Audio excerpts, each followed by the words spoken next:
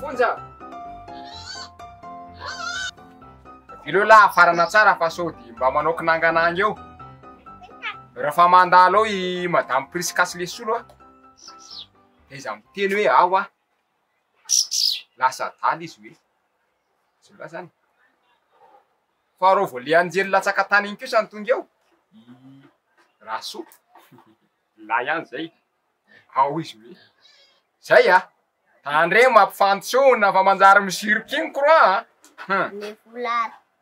Hinona koa ary natahorana zany re am'izany niasa be lesy vita de nareo mitaky kandrasady. Tatereo tsara ny zavatra niteneniko teo fa amboariko ela lesy a. Zay. Tandeo mare. Calme anao fa tsy manino amboaritsika ianao.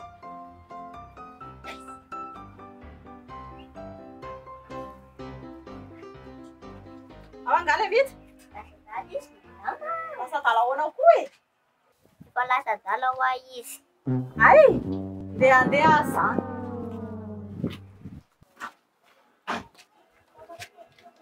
Hitanao trano ka le mihitsy. Izy ary lasa dala. Sy tsisy an'izany. Volako amina miliony am'le riantsita zay marina. Nenara amina tapisy. Tena olona manderaka mihitsy zany. Tora ka jerena ana trano any e. Ndao Za tsy manaiky an'izany mihitsy e.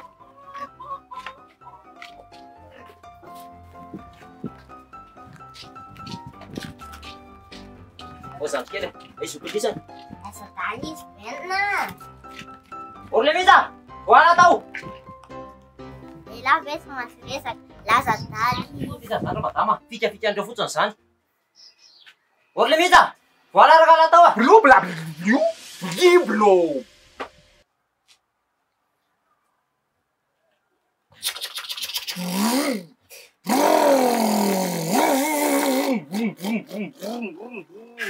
Pip pip pip pip.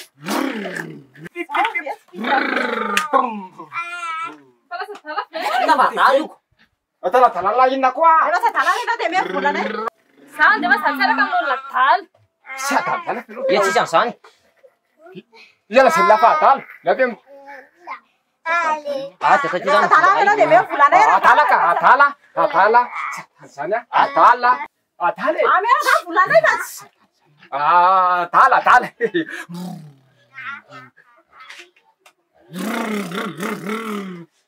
Andala fotsiny zany ty a. Andara mandeha tsy resaka amin'ny. Adala. Adala.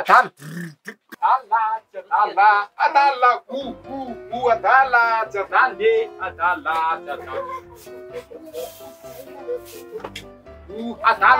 Jadala. Dala.